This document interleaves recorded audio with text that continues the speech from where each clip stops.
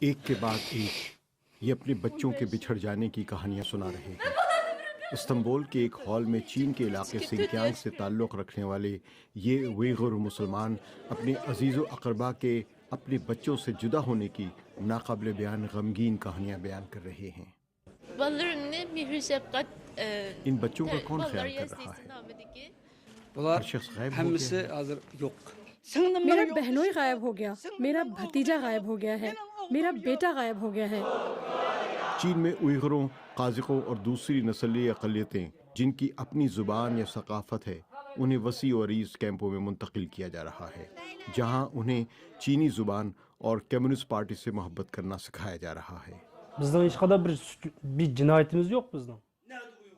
عبد الرحمن طوطی سن 2013 میں ترکی پہنچے تھے۔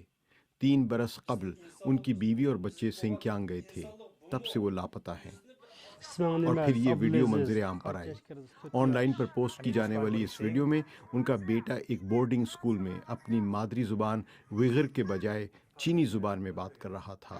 یہ اپنا نام بتاتا ہے عبدالعزیز اور عمر 4 اور اپنے وطن کا نام عوامی جمہوریہ چین۔